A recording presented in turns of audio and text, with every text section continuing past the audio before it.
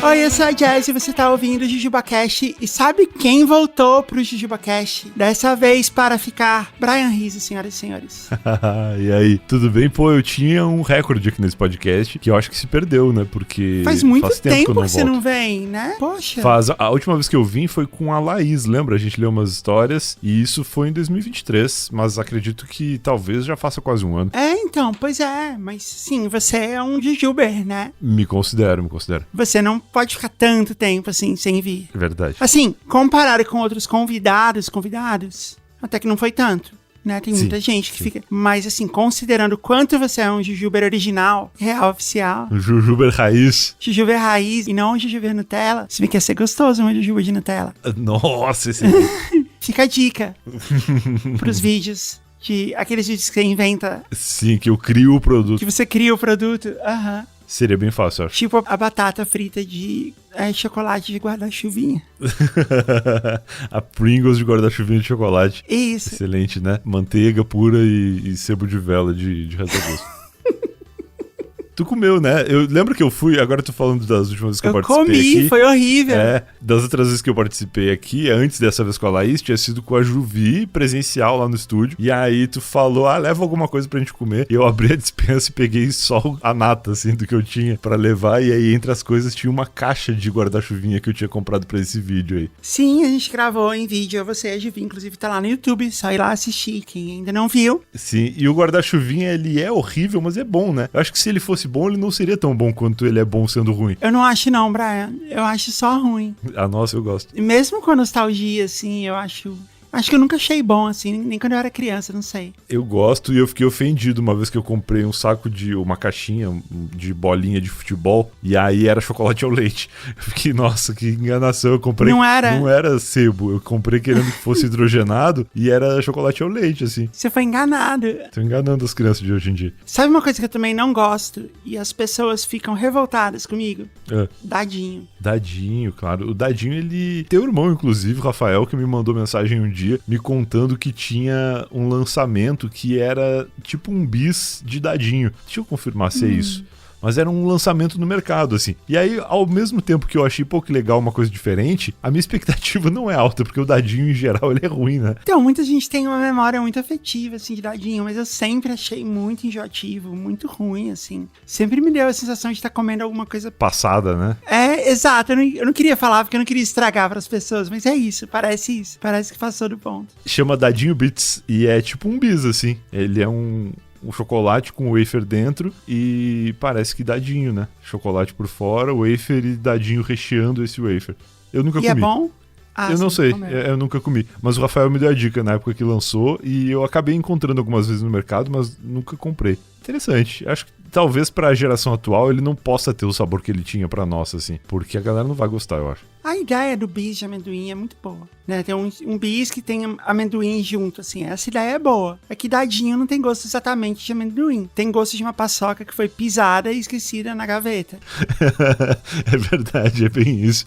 Tu falou de paçoca agora, eu lembrei. Esse domingo que passou, eu não sei quando que esse podcast tá indo ao ar, mas num domingo recente, aconteceu a Maratona de São Paulo. E aí eu tô envolvido com essa galera agora, né? Comecei a correr e tal. Minha namorada correu a meia maratona, né? 21 quilômetros. Eu vi, parabéns. Pô, muito legal, né? Fiquei feliz, assim, ela treinou muito. E aí um amigo nosso fez 42. E aí, o que acontece nessas corridas? Enquanto tu tá correndo ali, tem uns postos de abastecimento, assim, que tem água, né? Tem um posto de hidratação e também uns outros postos mais inusitados, assim. Falaram que tinha até posto de hot dog, assim, pra galera comer enquanto tava correndo. Nossa, imagina comer um hot dog correndo. Correndo 42 quilômetros, né? E aí, eu acho até que o hot dog era entre os 21 ali, não era só pra galera que tava correndo umas distâncias maiores. Mas o que eu lembrei agora? Esse meu amigo falou que no quilômetro 39, se não me engano, tinha um posto dando paçoquinha. E aí ele pegou uma, assim, pensando, deve ser bom, porque sal e tal, vai me fazer bem, assim, pra... Não sei qual foi o raciocínio dele. Mas ele comeu e virou automaticamente o Bob Esponja seco, sabe? Aquela imagem do Bob Esponja ressecado. Que aí tu, depois da paçoquita, tu tem que passar em 18 postos de água pra voltar à hidratação normal do teu corpo. Então eu concluí que o posto de paçoquinha, ele era meio que o Dick Vigarista da prova, assim. Ele tava ali pra atrapalhar a galera e não pra ajudar ninguém. Ele era meio que um posto de desabastecimento, assim. Então, acontece, fica aprendizado aí. Se você for correr uma maratona, tome cuidado com as sabotagens no meio da prova. Faz total sentido. Eu imaginei a cena. Dick Vigarista é um grande personagem, né? Mas, assim, faz sentido, né? Acho que amendoim é super calórico, né? Deve ser uma comida que faz sentido você comer durante uma corrida, mas, assim, uma paçoca... Pois é, tem outras, né? Porque, sei lá, mesmo se fosse manteiga de amendoim, acho que ia ser muito pesado, assim, na boca, né? Não sei. Talvez a intenção de quem pôs tenha sido boa, mas não deu certo. Talvez se fosse com um pedacinho bem pequeno e você poder tomar uma água depois, talvez, assim, tipo, realmente pôr uma paçoca inteira na boca é um desafio. É isso. E a paçoquinha ainda, né? Porque a paçoquinha, ela é o dadinho da paçoca. Ela é a indústria tentando fazer uma paçoca, mas fazendo um negócio que é de qualidade duvidosa, assim. Eu acho que, sei lá, podia ter um vídeo no Manual do Mundo, assim, tentando correr e depois tentando correr comendo paçoca pra gente ver se, tipo, melhora ou piora o desempenho. Porque eu fiquei bem na dúvida. Exato. E deve ter como fazer esse vídeo com tranquilidade. O Iberê corre bastante, né? Quando a gente fala de paçoca, eu sempre lembro de um negócio que me apresentaram uma vez no Nordeste, que é a paçoca nordestina. Tu já viu isso? Já comeu? Paçoca nordestina que é de carne. Paçoca de carne, é isso? É de carne, isso. É uma paçoca de carne de sol. E aí me ofereceram assim, eu falei, eu quero, né? Quero provar pra ver. E aí era um negócio totalmente diferente do que eu imaginava quando falava de paçoca. Mas é porque assim, não tem nada a ver. Não tem uma paçoca misturada. É uma outra coisa. É uma carne desfiada bem sequinha. Com farinha, eu acho. O que me faz acreditar que paçoca é um processo, né? E não um prato. Em Brasília é muito comum, né? Porque a culinária em Brasília, assim, a culinária do dia a dia, assim, a culinária tipo de restaurante por quilo, sabe? De lugares populares, ela é muito influenciada pela comida nordestina. Então, pra mim, sempre foi comum, assim, ter paçoca de carne. E, sei lá, é uma palavra que tem 2 significados. Normal. Pronto, paçoca doce e paçoca salgada. Paçoca doce, paçoca salgada. E completamente diferente. Eu tava no Japão, eu vou ficar falando isso o tempo todo, gente. Eu fui pro Japão, dá licença. Isso é muito legal. Tu tem que falar disso por pelo menos mais 10 anos, assim. Até tu ir de novo, né? Sei lá. Até eu ir de novo. Eu acho que eu vou de novo ano que vem. Pô, muito legal. Eu passei uns apertos lá. Eu falei que eu nunca mais ia voltar, mas na verdade vai ficar tudo bem, eu vou poder voltar. Eu vi a história pesada. Foi triste. Não vamos nem falar disso. Mas o que eu ia te contar é que, aliás, a minha viagem do Japão tá toda disponível no TikTok. No TikTok eu fiz vlogs de 10 minutos. Ah, que legal, não vi. Pô, legal. Eu vi só no Instagram. É legal, e parece que você tá passeando comigo, sabe? Assim, você tá andando ali comigo e tal. É mais relax, assim, não tem aquela correria, assim, de tipo, eu preciso de trazer todo um conteúdo em 1 minuto, porque senão você vai scrollar. Sim. 1 minuto é até muito, né? Hoje em dia, quando a gente vai produzir um conteúdo de 1 minuto, a gente tem que pensar nos primeiros 5 segundos para as pessoas não irem embora. É muito louco. Pois é. Aí eu fiz... No TikTok tem lá todos os dias da minha viagem, em vlogs de 10 minutos. Eu condensei em 10 minutos pra ficar assim, 1 por dia. Então tem bastante coisa lá, dá pra ver. E tá muito legal. E é editado? Ou é 10 minutos contínuos do teu dia? Não, é editado. É editado. Eu peguei todas as filmagens que eu fiz e editei pra ficar só as partes interessantes, assim. Mas ele não é tão corrido, assim, não é tão apressado. E eu gravei com uma câmera que... As 2 câmeras do telefone. Então, assim, no topo da tela você tá vendo o que eu tô vendo. E embaixo você tá vendo a minha cara. Caramba, isso é legal, hein? Eu fiz um estágio de vlog com a Maíra Medeiros e com a Mandy Candy, que elas fazem isso, né, no canal delas. Inclusive, muita coisa da viagem também tá no canal delas. E os vlogs delas têm 40 minutos lá no YouTube. Então, eu recomendo também. E eu apareço em vários deles. Então, vão lá assistir também, que tá bem legal. Legal. E elas fazem isso há bastante tempo. Então, foi muito legal, que eu aprendi muito com elas. Não é óbvio como parece, assim. Não é. Tem muitas dicas legais. Eu acho que esse que é o grande negócio de quem faz vlog bem, né? É a pessoa fazer parecer que é fácil. Que tu olha assim e fala, isso aí eu posso fazer também. E aí tu vai fazer e descobre que não é fácil, não. Só parece fácil porque a pessoa que tá fazendo é profissional. É bem isso. Mas enfim, tá tudo lá no TikTok. No Instagram tem os vídeos curtinhos. Tem bastante coisa lá também. Inclusive tem vários vídeos meus provando comida. Eu vi. E assim... eu não provo comida, tipo, muito rápido e mostrando, e com narração em off, com a câmera em cima da mesa e tal. Mas eu pensei assim, como o mundo dá voltas, né?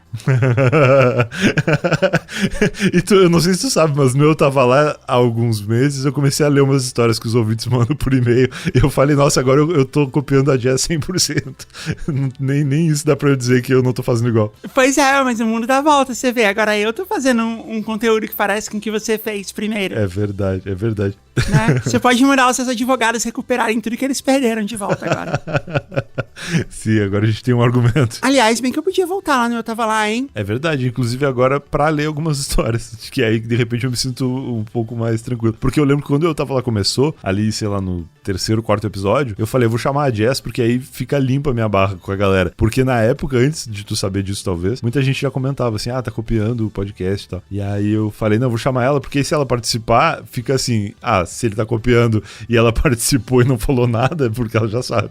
E aí eu fiz isso. Aí agora que de vez em quando eu leio algumas histórias, eu vou te chamar pra ler também. Eu chamei a Mabê do Caso Bizarro e eu tive a audácia de não só ler histórias, como chamar o episódio de Casos Bizarros. E aí eu acho que eu meio que virei aquele velho do podcast que perdeu a vergonha, sabe? Tipo o Silvio Santos, assim.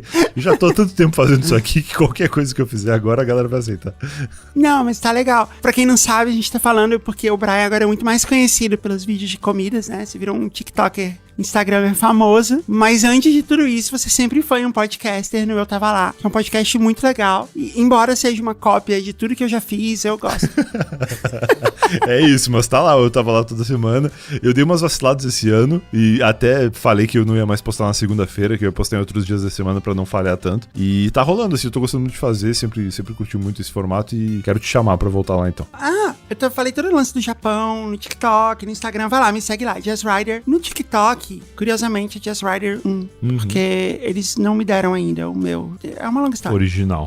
Mas é só me seguir lá, tá tudo lá. E também tem muita coisa nova rolando no nosso grupo secreto agora. A gente voltou a ter conteúdo todo dia, útil, lá no grupo secreto. Pra você assinar é só em jujubacast.com/grupo e você pode ouvir o conteúdo pela Orelo ou pelo Hotmart Club. E você também pode participar do nosso grupinho, do nosso Converscote no Telegram. Você sabe o que é um Converscote? Não sei. Eu tenho poucos conhecimentos sobre Telegram, mas é tipo o grupo aberto do Telegram? Converscote é uma palavra antiga, assim, tipo, é uma palavra muito eu achei que era uma, sei lá, que significa um grupinho. Uma forma de conteúdo, entendi. E aí no Telegram é só um grupo de pessoas no Telegram que conseguem falar ou elas apenas assistem? Não, a gente conversa, tá todo mundo liberado. A gente tem as duas coisas, tem o canal de transmissão no Telegram, pra quem só quer ficar por dentro do que tá rolando, e tem o chat mesmo, o chat dos assinantes, a gente fala por lá, tem várias coisas. Vai em jujubacast.com/grupo, lá você escolhe onde você quer entrar, onde você não quer, se você quer só ouvir o conteúdo você pode, se você quer fazer parte do chat você pode. A gente vai planejar um monte de encontrinhos pelo Brasil agora, e o pessoal do chat lá vai ficar sabendo primeiro. Então, agora mesmo, em maio, junho, deve rolar em São Paulo, talvez em Brasília, tem muita novidade vindo agora. Então, eu recomendo muito entrar lá, jujubacast.com/grupo e fazer parte. Lá tem todas as informações, tem inclusive as informações de como entrar nos grupos que são abertos também, que não são só de assinantes. É muito legal, todas as informações estão lá, acessem jujubacast.com/grupo.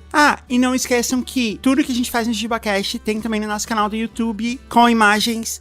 Então, tem shorts, tem os episódios de entrevista, tem muita coisa legal lá. Segue a gente no YouTube, é só procurar JujubaCast. E você também pode anunciar no JujubaCast e no Vortex e no nosso mais novo podcast da Parasol, o Para-Raio de Problemas, que vai ser o nosso podcast de terapia, que vai estrear em breve. E pra você anunciar nesses programas é só mandar um e-mail pra gente, comercial@parasol.company. Quem responde é a Mai. Vamos pro jogo? Vamos.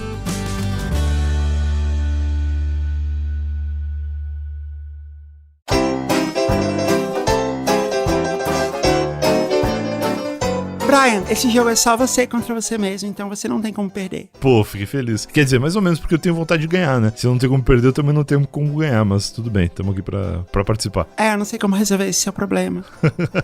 Mas o nome do jogo é Vocábulo Anoso. E você sabe o que significa vocábulo anoso? Vocábulo é uma palavra. Anoso significa antigo. É um termo antigo para antigo. Vocábulo anoso é o nome do nosso jogo. E o jogo é muito simples. Eu vou te falar várias gírias muito antigas do tempo do onça, do arco da velha. de 1900 e Guaraná de rolha. Na verdade, em 1900 e Guaraná, porque era de rolha, mas as pessoas só achavam normal. Então, eu vou te falar gírias dessa época e você tem que me dizer, você tem que tentar adivinhar o significado. Você ganha um ponto se você adivinhar, mas você ganha 10 pontos se você der um significado melhor do que o significado verdadeiro. Tá. Posso começar? Pode sim. O negócio é assim, tem que ser jogo rápido. Eu falo e ou você dá a resposta e eu te dou o ponto, ou você inventa a resposta. E aí eu decido quantos pontos eu vou te dar. Tu vai escrever num papiro. Eu vou escrever num papiro com a minha pena a sua pontuação. Jogo rápido, hein? Se você enrolar, eu vou pular pra próxima frase. Vamos lá. Carraspana. Carraspana. Alguma coisa que quase aconteceu, mas não aconteceu. Não, você ganhou 0 pontos. Significa bebedeira. É um porre, você tomou um porre, você tomou uma carraspana. Carraspana. Tá, não fazia a menor ideia. Sebo nas canelas. Correr muito rápido. Pois é, esse eu sei que você ia acertar, mas você sabe de onde vem essa expressão? Não faço ideia. Sebo, eu me lembro o pau de sebo, que é aquela brincadeira da festa junina, que é um negócio que é difícil de fazer, não tem nada a ver com ser rápido, né? Segundo a internet, e tudo que tá na internet é verdade, existiam corridas de meninos, corridas de crianças. Tinha uma técnica que era passar sebo de carneiro nas canelas das crianças.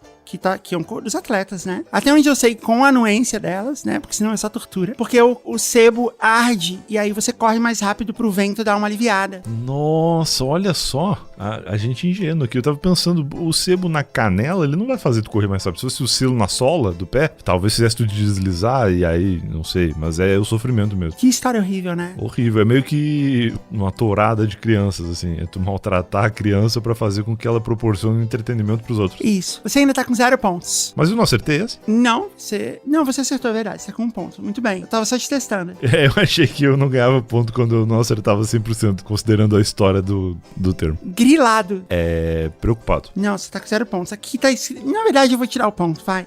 Porque aqui tá escrito pra mim como desconfiado, mas é meio que a mesma coisa, né? Eu acho que grilado... eu acho que não é a mesma coisa, mas eu sempre vi no contexto de despreocupado. Isso me deixou grilado, né? E é assim que se usava essa gíria. Acho que nos anos 80 a gente ainda falava isso. Sim, eu acho que hoje em dia, se falar, as pessoas entendem. Mas eu sempre compreendi no conceito de preocupado. Acho que faz mais sentido, não sei. Ok, eu vou tirar 10 pontos então, porque tipo, você ampliou. Tutu. Tutu é uma comida. Mas eu acho que aqui pode ser dinheiro. Deve ser o verbo dinheiro. Dinheiro, muito bem. Dar tábua. Dar tábua é tipo deixar alguém acreditar em alguma coisa? Não, errou. É você se recusar a dançar. Nossa. Né? Num bailinho assim dos anos 60, né? Você tira alguém pra dançar um twist. Ou dançar o Charleston, não sei. Se a pessoa não, tipo, não vou dançar com você, broto. É dar tábua. Entendi, saquei. Bidu. Bidu? Nossa, essa eu não faço ideia. Parece nome de cachorro. Sei lá, uma gíria... Não sei, essa eu não consigo nem chutar. 0 pontos. Bidu é um adivinhão. É uma pessoa que sabe, que saca as coisas, entendeu? Esperta, assim, ligada. Que deduz as coisas, entendeu? Podia muito ser o nome de um assistente virtual hoje em dia, né? Tipo Alexa, assim. Nossa, fica a dica, né? Ou de um marketplace de coisa chinesa também, né? Comprei isso no Bidu. No Bidu. Eu pensei o assistente virtual porque ele pode sempre te dar palpites certeiros das coisas, entendeu? Pergunta pro Bidu como é que tá o trânsito. E aí ele vai te dar um Bidu. Não faria sentido. 0 pontos. Pão. Pão? Pão. É uma gíria, não é pão. Ah, sim. Pão é pão. Pão é uma palavra antiga apenas enquanto gíria. Eu vou chutar que é dinheiro também. Não, errou. Pão é um homem bonito. Ah, tá, entendi. Não, eu até teria... É que eu não levei pro contexto certo, mas eu saberia. Tipo assim, o Tarcísio Meira é um pão. É um pão. Entendeu? Lá no Rio Grande do Sul, nos anos 80, 90, chamava de trocinho. Trocinho. Tipo... um galã, assim. Era um trocinho. Valia tanto pra homem quanto pra mulher. Ah, pra mulher também. Ok, última palavra. Você tá com 12 pontos. 12 pontos. Essa última vale mais? Como é que é? Ah, sim, né? Vale 1 milhão de pontos. Se você fizer 1 milhão de pontos... 1 milhão e 12. Brian, se você fizer 1 milhão de pontos, eu vou fazer uma coisa que nunca acontece aqui no JujubaCast. Eu vou te dar um prêmio de verdade. Caraca, tô feliz. Vamos lá. Eu vou te dar um chocolate do Japão. Pô, excelente. É tudo que eu quero, tudo que eu preciso. Não, melhor ainda.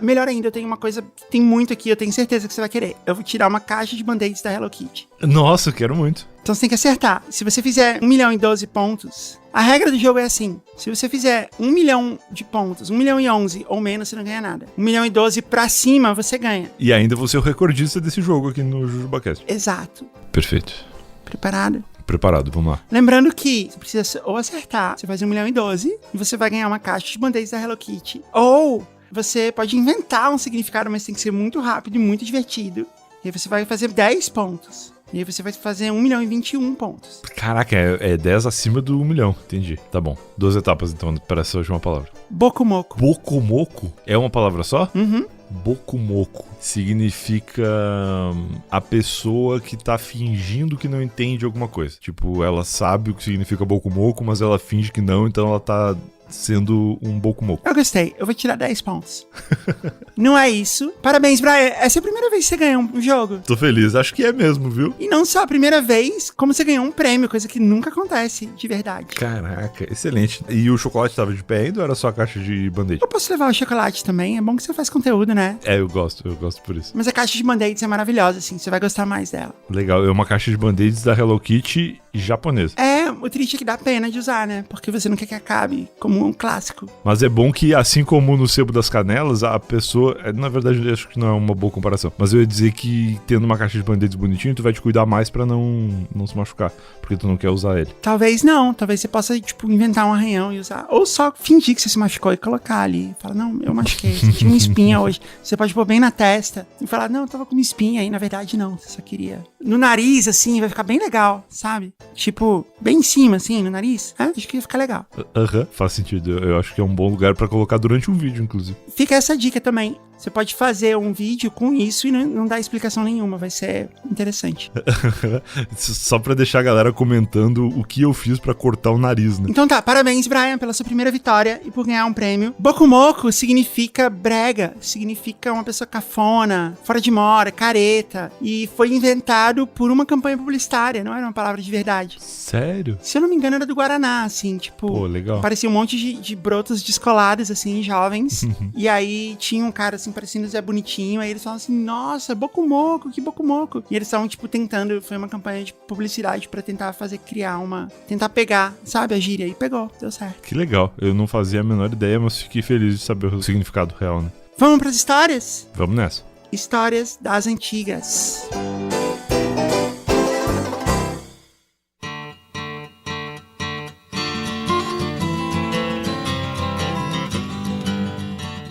Brian, a gente acabou não falando, a gente foi tão direto pras regras do programa quando você entrou, que a gente acabou não falando que esse programa é sobre histórias das antigas. Olha só, excelente. Acho que eu sou um bom convidado pra isso. Porque eu sou... É um dos meus temas preferidos. Eu gosto muito, eu ia falar isso, eu sou um bom convidado pra isso, porque meu filme favorito é De Volta para o Futuro, que é não só um filme que fala sobre histórias das antigas, mas é também um filme antigo já, né?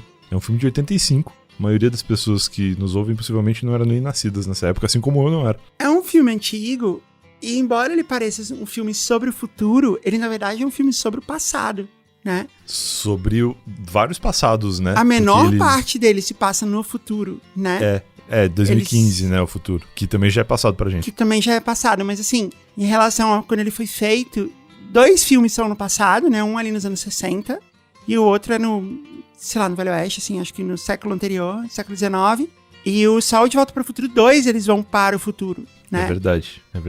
Com o DeLorean que tem o... Como é que chama atrás ali, que bota a fruta? É o Mr. Fusion, isso aí. E aí, pô, esse DeLorean é muito legal, que ele... O DeLorean em si, ele já é um carro futurista pra época, né? Porque ele abre a porta diferente e tal. Só que nesse filme ele aparece voando. É muito doido. Você sabe que aqui em Miami, de vez em quando, eu vejo uns DeLoreans na rua, né? Sério? Por causa do filme ou o DeLoreans a paisana? Não, DeLoreans a paisana, né? Que provavelmente alguém comprou. O DeLorean, inspirado. Ele era nos anos 80 o que o Tesla virou hoje, assim, né? Caraca. Mas muito mais legal, né? Esteticamente. Parecido, assim. Tinha esse lance, assim, tipo, um carro tão legal, tão do futuro que a gente vai comprar. E, na verdade, era um carro com vários problemas, assim. Um dos problemas é que ele não tinha pintura, né? Então ele enferrujava, assim, ele dava várias... Ele não é pintado, aquela lataria daquela cor, daquele jeito de Não, nascença? aquilo é a cor verdadeira do aço. Nossa, que legal. Ele é como se fosse um aço escovado, né? Eu estive dentro de um DeLorean personalizado pra remeter ao filme numa ação publicitária de alguma marca, não lembro qual, que, tu vê, não funcionou muito, né? Porque eles botaram o DeLorean lá e eu lembro só do DeLorean, não lembro da marca. Eu entrei assim e ele tava todo bonitinho, com certeza é um carro que vale muito dinheiro, mais por ser do filme do que por ser um DeLorean de fato, mas eu acabei não notando essa questão da pintura, assim. Na próxima vez eu vou tentar passar a mão nele. Aqui tem bastante, assim. Eu já vi algumas vezes, alguns na rua. A maioria em não muito bom estado, né? Até porque ele é um carro muito antigo, dos anos 80. Mas ele tem uma história bem interessante, assim, do passado. Ele era um carro idealista, assim. O cara que fez, ele tinha essa ideia de fazer um carro do futuro e todo futurista e tal. Mas no fim o carro era um grande problema, assim. A porta, asa de gaivota... Asa de gaivota é um nome excelente, eu não fazia ideia que tinha isso. É um nome daquele tipo de porta, assim. Tem Mercedes com essa porta hoje em dia. Tem Lamborghini, eu lembro. Tem vários carros com porta assim, e ainda... Asa de gaivota. E tem esse nome, asa de gaivota. E, primeiro que assim, quando você vê ele parece muito pior do que nos filmes, porque ele é todo de metal, mas a frente dele é de plástico, então ele parece bem desconjuntado, assim. E tinha um lance da porta asa de gaivota, que se você passava, tipo, um pouquinho mais rápido numa vala, ou passava de lado, assim, numa lombada, o chassi dava uma empenada e a porta não abria nem fechava mais. Caramba. Então toda hora prejuízo tinha esse completo. problema. Porque não é uma boa ideia, né? É bonito, mas assim, não é muito... Mas acho que muitas das coisas que preenchem essa lacuna que o DeLorean preencheu nessa época, de ser uma coisa que parece disruptiva e inovadora, elas muitas vezes só são pensadas pra serem isso, né? Ele é bonito, ele é futurista, mas ele não é funcional de fato. Isso só se descobre anos depois. Mas é isso, outras histórias. Se você tem histórias, se você, como John DeLorean, resolveu fazer um carro futurista no passado, ou se você, sei lá, tem histórias do seu avô, manda pra gente. histórias@jujubacast.com ou histórias de qualquer assunto. Coloca no título qual é o assunto da sua história e a gente vai achar um programa pra ela. Então, a gente tá precisando bastante de histórias novas. Então, mandem suas histórias. Tem ótimas chances de entrar nos programas. Se você mandar. histórias@jujubacast.com. Brian, vou ler a primeira, tá? A nossa primeira anedota. Anosa. Eu tinha esquecido já esse termo, a gente tem que registrar isso. Não esqueça. Oi, Jess, Rafael, Caio e mais um possível convidado, Brian Rizzo, senhoras e senhores. Eu me chamo Guilherme, tenho 17 anos e estou escrevendo essa mensagem para lhes contar a história de vida do meu pai. O nome dele é Islane. Sim, Islane, kkkk. Olha, não, eu quero deixar bem claro que a gente não está fazendo troça, né? Mangando do nome do seu pai. Foi você que fez isso. Foi. O próprio filho, que acho que tem uma licença poética pra isso. Afinal de contas, qual que é o nome do filho? Não fala aí, né? Guilherme, tá. Temos um caso atípico, porque geralmente quando o pai tem um nome muito diferente, ele acaba descontando no filho o que o avô fez com ele, né? Ele põe no filho, aham. O que o avô do filho fez com ele, no caso, né? Escapou de ser o Islane Jr. Escapou de ser Guilherme Islane. Você vai colocar o nome do seu filho de Brian? Eu não sei se eu vou ter um filho, mas se eu tiver, podia ser... Não sei. Eu ia pensar alguma coisa muito legal, agora eu não pensei. Brian Jr. acho que não é uma boa. Ou Fruvis. Pra evitar problemas na vida dele, né? Uhum. Ele nasceu... Não o Fruvis, o filho do Brian, o Islane, né? O pai do nosso ouvinte. O Islane. Uhum. Ele nasceu no interior de Minas Gerais, numa cidade chamada Teófilo Otoni. Filho de uma família descendente de indígenas e negros. Você sabe onde fica Teófilo Otoni, Brian? Já ouvi falar de Teófilo Otoni, mas eu nunca fui. Eu sei que é em Minas Gerais, porque a família da minha namorada é de lá e já mencionou essa cidade em alguma história. É muito legal quando a gente vai na sua casa, porque a gente tem o melhor comida mineira. E também com influência ali de comida gaúcha também, que são... Tem um pouco. São duas coisas muito boas. O coraçãozinho de galinha recheando o pão de queijo é uma das coisas que sempre temos presente por aqui. Apesar de que eu acho que tu nunca comeu isso aqui em casa. Não, mas eu não como coração de galinha, assim, tipo... Ah, tu não come livremente, não como. Assim? Não. É um excelente recheio de nunca coisas. Gostei. É uma coisa gaúcha, muito comum, né? Bem gaúcha, é. Ó, Teófilo Otoni, já vou te falar, assim, ó. Belo Horizonte, você pega a estrada, Sentido Ipatinga, segue toda a vida, passa Governador dos Valadares, você vai chegar em Teófilo Otoni. Entendi. Se você for mais longe, você chega em Vitória da Conquista, na Bahia. Perfeito. É uma bela viagem, aliás. Recomendo. Continuando. Filho de uma família descendente de indígenas e negros. No longínquo ano de 1970, ele veio ao mundo. Ele teve um princípio de infância na sua cidade natal, mas quando ele tinha apenas 2 anos, sua mãe morreu. Ele nunca viu nenhuma foto, nem nada do tipo dela. Sabe-se que ela era indígena, mas só isso. Também não conhece ninguém de sua família por parte da mãe. Nossa, que triste. Que triste, né? Mas é um retrato da época também, né? Não ter retrato de ninguém. Porque era muito caro fazer foto. Tanto que a gente vê essas fotos antigas e tá todo mundo arrumadinho, né? Porque era um evento, realmente, né? Era um evento. Se bem que a gente tá falando aqui de 1970, né? Não é tão longe assim, né? Ah, mas é Tipo, muito já longe. tinha câmera rápida, instantânea, assim. Já tinha? Ah, mas devia Em ser caríssimo, 1970, eu não sei. sim, não. Tinha câmera normal de filme, assim, que você manda pra revelar. Nossa, não sabia não. Não, 1970 não é tão longe. Após a morte dela, a família por parte de pai dele se mudou inteira para Belo Horizonte, levando o pequeno garoto com eles. Porém, com a tristeza e o luto pela morte ocorrida, pai dele, no caso meu avô, sumiu, deixando apenas com a avó e o avô, para ser criado junto com outros 12 tios e tias, mas que foram criados como irmãos. Essa é uma história bem comum, assim, também das antigas, né? Da pessoa que é criada pelos avós, né? E com os tios, mas que na verdade chama os tios de irmãos, até porque muitas vezes têm a mesma idade e tal. É, rola muito. Muito louco. Já em Belo Horizonte, a família inteira foi morar em uma casa em um bairro humilde. Sendo assim, eram mais de 15 pessoas em uma casa com apenas 3 quartos. E os tios mais novos dividiam quarto com meu pai. Após cerca de 2 anos do sumiço, o meu avô Benjamin voltou para casa sem dar maiores explicações sobre o que acontecera, mas continuaram morando na casa dos meus bisavós. Talvez esteja confuso, desculpa. Não, deu pra entender, né? Realmente é muito personagem, né? Muita coisa. Sim, mas os nomes são muito bons, né? São bons nomes de personagem. Apesar ele de sumiu, não ter sido voltou, e quando voltou ele já meio que já não tinha mais um papel paterno, assim, né? Aparentemente. Ele teve uma infância normal para uma criança que cresceu nos anos 70 e 80. Jogava bola e brincava na rua o dia inteiro. Ele tinha em sua avó uma figura materna pela falta de sua mãe. Então era ela quem cuidava dele nos momentos em que ele precisava. Também era muito apegado ao seu pai, muito próximos, andando sempre juntos. Não importa se era para acompanhá-la no bar e ver o Galo jogar no Mineirão ou qualquer coisa. Tô sentindo uma tristeza nessa história, né? Tomara que isso meio que mude. Né? Tomara. Vamos aguardar. O tempo foi passando, as mesmas dificuldades com relação a dinheiro, mas nunca houve fome ou algo do tipo. Muito pela influência do meu avô, que dava duro para garantir mínimas condições de vida. Já na adolescência, ele estava no ensino médio e já trabalhava para conseguir juntar dinheiro. Seu pai se casou novamente e teve outro filho, meu tio Gustavo, tendo então 16 anos de diferença entre ele e meu pai. Essa família deve ser uma loucura, assim, né, de papéis, assim, de estereótipos, né? De tio que parece primo, parece irmão. Pois é. Ainda que aqui, ó, o tio, ele nasce quando o pai do Guilherme tem 16. Se esse tio nascesse uns 2 anos pra frente, talvez o Guilherme já tivesse nascido. E aí ia ter um caso que também é muito comum dessa época, que é o tio mais novo que o sobrinho. Que dá uma confusão na cabeça da pessoa que conta a história depois. Eu tenho uns tios mais novos que eu. Bem mais novos, assim. Caramba, isso é muito doido. Não, pera, agora eu tô pensando. Não, eu não tenho tio mais novo que eu. Não, falei bobagem. Eu tenho primos que, tipo, quando nasceram, eu era adulta já. Entendi. E que é uma confusão, né? Eu tenho isso também. Tipo, eu moro em São Paulo tem 10 anos já. Eu tenho muitos primos que nasceram quando eu já não morava lá no sul.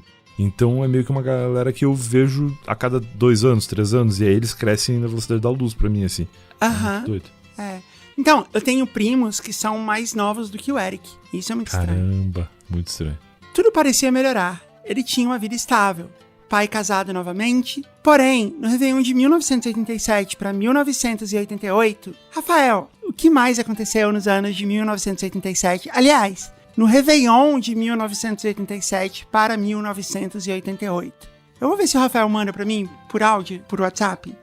Obrigado por perguntar, Jazz. Eu achei que esse momento nunca ia chegar de novo. No Réveillon de 87 para 88, foi lançado o LP Réveillon 87/88, um carnaval de sucesso. E tinha as músicas Bad, a música Buana, Cátia Flávia, La Bamba, Festa do Estica e Puxa, Rádio Blá, Sexo, Vida Bandida, Joga Fora, Um Pro Outro, O Que Eu Faço Amanhã, Pega Rapaz, Amanhã é 23, Coming Around Again, La Isla Bonita e, principalmente, Meu Mel, sucesso na voz de Marquinhos Moura. Eu sei que é óbvio para todo mundo, mas nunca é demais lembrar que o Marquinhos Moura, além do grande sucesso Meu Mel, ele quase conseguiu a coroa no programa Qual é a Música, que pertencia naquela época ao Ronivon. O Marquinhos Moura tentou muito, mas na 9ª partida ele perdeu. Cara, foi muito triste. Rafael Mafra, nosso correspondente internacional, senhoras e senhores. Benjamin morreu em um acidente de carro. Que é o avô dele, né? É o avô do Guilherme. É o pai do Islane. Isso aí. Até hoje, meu pai tem dificuldades com a data. E, just like that, como diria Forrest Gump, Islane se via órfão de pai e mãe, com uma madrasta e um irmão de 3 anos para cuidar. Sentindo tão novo o peso do mundo em suas costas, então ele largou a escola no 3º ano do ensino médio, sem se formar, para focar-se apenas em conseguir sustentar a sua família. A madrasta do meu pai, vó Lúcia, pegou a pequena herança do meu avô Benjamin e comprou uma casinha na cidade de Vespasiano e foi morar lá com seu filho. Vespasiano é pertinho ali, de BH, não é? Eu não tenho certeza, mas eu acho até que faz parte da região metropolitana de BH, Vespasiano. Eu não sei, eu joguei no Google e apareceu a Wikipedia do Titus Flavius Vespasianus, que é um romano, imperador romano. Vespasiano é uma palavra tão legal, é um nome de cidade tão legal, né? É muito bom. Mas eu não achei a wiki da cidade, eu só achei do cara. E eu fico pensando agora. assim, tipo, quem nasce em Vespasiano pode ser um Vespasianoano. Pode ser. Né? Provavelmente muito não. Melhor do que Vespasianense. Não, muito melhor. Também, exato. Muito melhor. Tem 129 mil habitantes, é grande. É grande, é uma cidade grande. Tá, a região metropolitana de BH. Uma boa cidade que começa com V, pra quando você estiver jogando stop. Verdade. Né? Também uma boa cidade pra você tirar fotos andando de Vespa em Vespasiano. Né?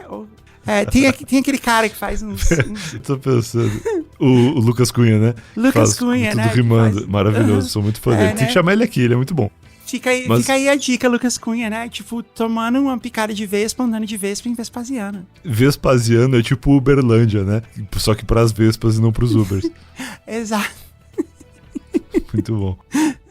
Meu pai não quis se mudar e ficou na casa da minha bisavó, vovó Neném. Nossa, eu tô muito perdida, peraí, vamos lá. É uma família que tem muitos avós e avós. É, porque todas as gerações estão unidas, né? Então, ó... Todo mundo junto, é que nasceu todo mundo meio que um consecutivo ali, né? Eu preciso fazer um recap aqui. Quem escreve pra gente é o Guilherme, tá? Isso. O pai dele, ele tá contando a história do pai dele, o Islane, Isso. ok? O Islane foi quem não se formou, o Islane nunca conheceu a mãe, e ele é filho do Benjamin, né? Mas morou a vida inteira com o avô dele. Perfeito. Não, pera. Então, Guilherme, filho do Islane, que é filho do Benjamin, ok? Mas o Islane e o Benjamin, durante muito tempo, tiveram uma relação meio estranha, assim, de irmão, né? Assim, porque o Islane morava com os pais. Isso. Quer dizer, com os avós, né? Os avós era a avó Lúcia. O próprio Islane morava com os avós? Não, a avó Lúcia é a avó do Guilherme, é a mãe dele. Não, a mãe dele morreu. Tá vendo? Nossa, eu tô confuso. O Guilherme é o filho do Islane, que é o filho do Benjamin, tá? Porém, o Islane morava com os avós, que são a avó Neném. Eu vi tá um pouquinho mais na frente aqui. Tá. E eu não sei o nome do avô, eu acho que ele não falou.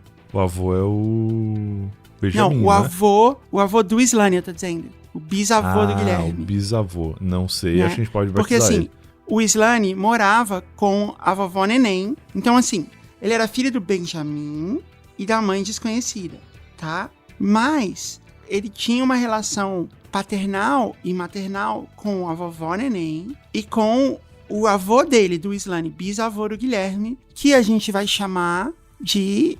ele não deu um nome. A gente vai ter que dar um nome pra ele, assim, eu acho que a gente precisa dar um nome bem mineiro, né? Assim, fala uma coisa bem mineira, Brian. Pão de queijo. Pão de queijo, nada mais. Então a gente vai chamar ele de vovô pão de queijo por enquanto, com muito carinho. Ok, com muito carinho. Assim Vovô como a pão de vovó queijo. Neném é carinhoso, né? Sim, então tá. Então assim, o Islane é filho do Benjamin, que é filho da vovó Neném e do vovô pão de queijo. Ok. O Islane é filho do Benjamin com uma mãe que ele não conheceu. Uhum. Mas o Benjamin se casou com a vó Lúcia depois, que é a madrasta do Islane. Ok? Entendeu? Entendi. Tá? O Benjamin casou com a vó Lúcia, que é a madrasta do Islane, tá? Uhum. E ela é vó do Guilherme. Perfeito. Talvez por consideração, né? Porque ela não tem relação sanguínea com o Islane, mas o Guilherme chama ela de vó. Beleza. Okay. E o Islane tem ainda um irmão, que é o Gustavo, que é fruto do matrimônio do Benjamin com a avó Lúcia. Acho que agora ficou claro, hein? Acho que agora ficou um pouco mais claro. Já vou deixar essa árvore genealógica aqui na minha frente pra não me perder. Tá bom. Pegou a pequena herança do meu avô Benjamin, a avó Lúcia, né? Aham. que era casada com o Benjamin, né? Depois que o Benjamin tragicamente se foi, ela pegou a herança e comprou a casa em Vespasiano, né? E foi morar lá com o filho dela, que é o tio Gustavo, né? O tio Gustavo do Guilherme. O meu pai, o Islane, não quis se mudar e ficou na casa da minha bisavó, a vovó Neném. Nessa época, ele trabalhava muito e tinha constantes brigas com meu bisavô, o vovô Pão de Queijo, né? Agora ficou claro porque ele não deu o nome aqui. Pois ele era cruel e batia na minha bisavó. Então, Nossa. com o passar dos anos, ele foi conseguindo aos poucos melhorar de vida. E em 1992, conheceu uma mulher chamada Micheline, ou mais conhecida como minha mãe. Ok, a Micheline Tá. casou com Islane e é a mãe do Guilherme, ou mais conhecida como minha mãe. Ela também era filha de família humilde, a ponto de chegar a passar fome, e morava no mesmo bairro que ele. O jovem casal apaixonado, depois de alguns anos, se casou. Meu pai com apenas 25 e minha mãe com apenas 21 em 96. Em 2000, o meu irmão mais velho, chamado Gabriel, Guilherme tem um irmão Gabriel, já vou anotar aqui. A árvore tá ficando complexa. Meu irmão mais velho, chamado Gabriel, e junto com ele meus pais, se mudaram para um pequeno apartamento. Isso foi no ano 2000. Em 2003, eu nasci e a gente se mudou para a casa que nós moramos até hoje. Uma casa boa em um bairro bom. Após todos esses anos, meu pai conseguiu melhorar sua condição de vida, mas sem nunca esquecer de suas raízes, visitando a casa da minha bisavó e ajudando até 2018, quando a minha querida bisavó, vovó Neném, veio a falecer. Já viúva, ela foi o maior exemplo de bondade que eu já vi, falecendo com 98 anos. Era a pessoa mais sábia que eu já conheci. Cuidou de mais de uma dezena de filhos, sofreu violência, dificuldades com grana, mas eu, nos 15 anos que vivi com ela, nunca a vi com a cara ruim ou reclamando da vida, sempre falando sobre o galo, no qual ela era apaixonada e dando conselhos. Que legal. Bonito. Até hoje, meu pai não superou bem a morte dela. Ah, tadinho.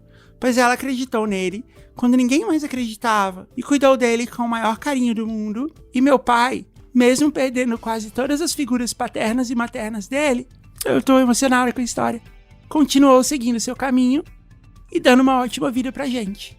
Mesmo sendo meio fechado e grosso e tendo várias brigas comigo, ele é o meu herói e meu exemplo de vida. Desculpa pelo meio gigante, mas acho essa história muito bonita e queria fazer essa homenagem ao meu velho. O podcast de vocês é incrível, blá blá blá. E como diria o Denis e Danilo do Bola Presa, tchau, tchau. Nossa, que ótima história, Guilherme, eu adorei. Excelente, vale pontuar que o blá blá blá tá no texto, não foi tu que não quis ler o final do e-mail dele. Ah, não, ele escreveu desse jeito. Exato. Mas eu vou considerar um elogio mesmo assim. Muito bom. Quando a gente fez a pauta de histórias antigas, eram essas histórias que a gente queria, assim, porque é sempre bem emocionante, né? É sempre bem legal de ouvir. É legal, histórias de família são sempre muito bonitas, mesmo na dificuldade, uma família aí que hoje tá feliz. Né? E assim, as coisas que ele fala, né? Mesmo brigando com meu pai e tal, ele é meu herói, que bonitinho, né? Bonito.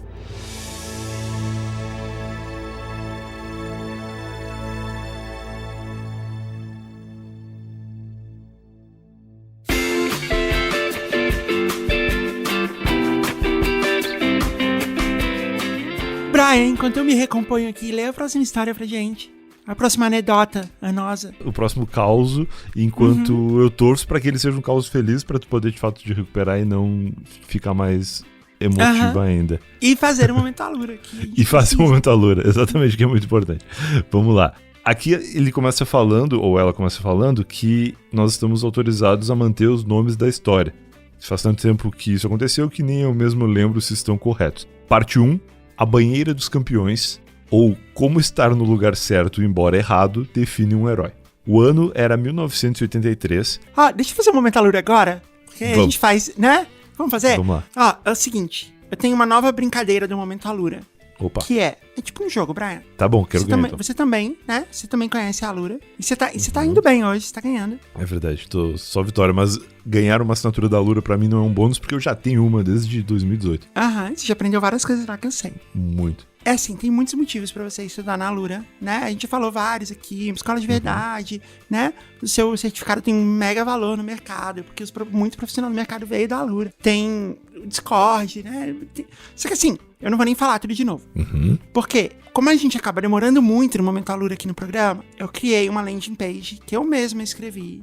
alura.com.br/promocão/jujubacast. E lá tem todos os motivos pra você estudar na Alura. Então eu costumo dizer assim, tipo, vai lá, visita esse link, alura.com.br/promocão/jujubacast. Visita o link e procura lá todas as razões. Se você não encontrar uma razão pra estudar na Alura, não precisa, não estuda, não se matricula. Porque assim, se tiver uma razão pra você... Eu não tô dizendo que todo mundo tem que estudar, assim, a gente faz publicidade honesta aqui. Mas eu acho que deveria, sim. Não é todo mundo que tem que estudar na Alura, talvez não seja pra você. Mas se não for, você vai saber visitando a landing page, né? Pode Porque ser, todos os pode motivos ser. estão lá. É que eu conheço a Alura há tanto tempo que eu não consigo pensar um tipo de profissional que não se beneficiaria em estudar na Alura. E o jeito de estudar na Alura é um jeito que é o melhor de todos, que é tu ter uma aula online na hora que tu quer. Porque eu já me inscrevi em alguns cursos que eram online, mas tinha que estar todo mundo online ao mesmo tempo, e aí é meio problemático. Não, Eu então gosto tem curso muito do online jeito de também, estudar que lá. tipo, é só uma coleção de vídeo, né? E na Alura não, tipo, tem um método, Não, tem várias faz sentido, etapas, tem exercício, você vai aprendendo aos poucos, Tem coisa escrita, tem aula em vídeo, tem de tudo. tem professor disponível, tem muita coisa assim. Mas enfim, tá tudo lá. A gente combinou que a gente não ia ficar falando, eu não vou ficar falando. Tá bom. Só vai lá, alura.com.br/promocão/jujubacast. O desafio é, dá uma olhada lá, Brian. Vai lá, eu espero. Isso que eu coloquei lá, Brian, são as razões, tipo, primárias pra você estudar na Alura, né? As razões que fazem sentido do ponto de vista profissional, de educação, de carreira e tal. Mas a gente descobriu que existem razões secundárias pra você estudar na Alura. Opa. Então, esse é o jogo do Momento Alura agora. Por exemplo, no episódio passado, a gente percebeu que na Alura você pode encontrar o amor da sua vida. Ah, é? Né? Porque tem o Discord, Já tá todo rolou? mundo lá, né? Tem fazendo Discord, isso. claro. Com certeza já aconteceu, eu não sei ainda. Com certeza nunca ouvi. aconteceu. Então, assim, esse é o meu desafio pra você. Encontrar mais uma razão pra estudar na Alura. Depois eu vou fazer um site com as novas razões. E eu acho que uma coisa legal é que além da pessoa se destacar no mercado, crescer como profissional, ela pode virar um influenciador digital na página da Alura. Ela pode ali, de repente, decidir não usar nenhum conhecimento que ela adquiriu na Alura e fazer post no Instagram com o seu rosto bonito de testemunhal de site de curso. É verdade. Inclusive, eu combinei com uma ouvinte nossa faz um tempo já. Preciso retomar isso. De fazer um vídeo com ela pra colocar nessa página aí. Olha Então, tá aí. Você pode, de repente, estar num vídeo comigo e contar a sua história. Aliás, a gente vai fazer um episódio de histórias de upgrade de carreira da Alura. Então, se você é jujuber e estuda na Alura, manda pra gente também a história. Legal. Ok? Então vai lá, alura.com.br/promocão/jujubacast. E se você não encontrar nenhuma razão, tudo bem. Mas se você encontrar e for estudar, use o nosso cupom JujubaCast15, que você tem 15% de desconto, que é uma grana, é mais que uma mensalidade, é muita grana. Não deixe de... Não vai se matricular sem cupom e não vai se matricular sem o nosso cupom. Boa. Ok. O ano era 1983. Eu havia saído de uma escola pequena, de bairro, e estava indo estudar num grande colégio, o Salesiano. Salesiano é uma rede? Eu não sei, mas é um nome bem de colégio, né? É, porque lá em Rio Grande tinha uma escola chamada Salesiano. Eu não sei se é tipo um grupo mundial ou se é uma categoria de escola. Pra mim, eu tô chutando, tá? Eu posso estar falando uma grande bobagem, mas assim, me parece uma congregação de sacerdotes. Pode ser, faz Sabe, sentido, tipo, porque o Salesiano de lá era uma escola católica. Sim, assim, tipo, um grupo específico de sacerdotes que fazem parte de um segmento. Faz sentido. E eles são sacerdotes salesianos. E aí eles falam, eu acho que é isso. Eu Faz chutaria sentido. que é E isso. o logo deles é tipo o S do Senna, assim, do Seninha, que é um S descolado jovem. Sei, aham. Tem toda a cara. Porque devia ter um padre chamado assim, tipo, José Salles. Então eles são salesianos, Caraca, pode ser, hein? né? Eu vou acreditar que seja isso. O John Salles é o fundador do Colégio Salesiano.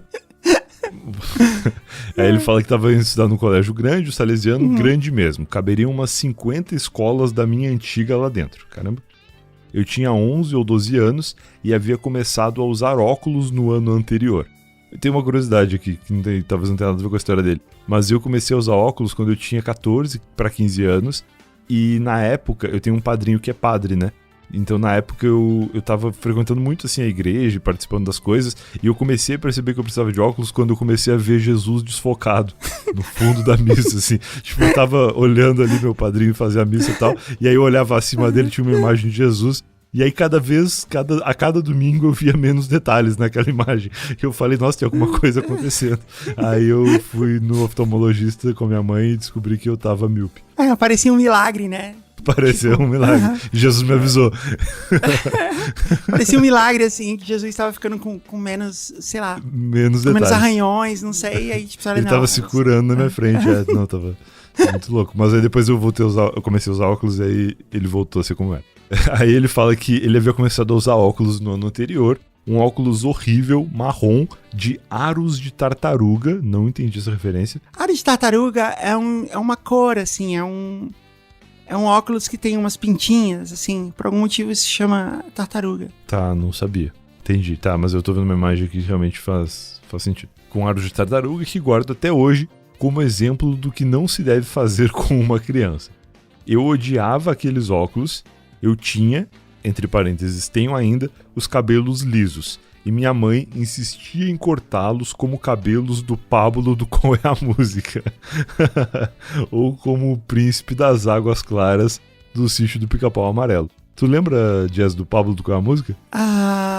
Eu lembro vagamente. Assim, eu lembro Lembro. Eu tô olhando aqui agora, realmente. É o cabelo do He-Man, assim, mais ou menos. Sim, é verdade. Que ele faz uma curvinha assim pra dentro. Faz, isso, exatamente, faz uma curvinha pra dentro. Eu também odiava aquele cabelo. Eu era baixinho e bochechudo. Quem me olhava por 10 minutos já sabia que estava ali, um nerd estudioso e tímido, super inseguro. Foi nesse ano que vi pela primeira vez a Feiticeira, que obviamente nem olhou na minha cara. Será que Feiticeira é um apelido de alguém? Espero que seja. Será que não era a Feiticeira do Luciano Huck, assim? Do O positivo? Não, o O positivo era do Otaviano Costa. Era do H.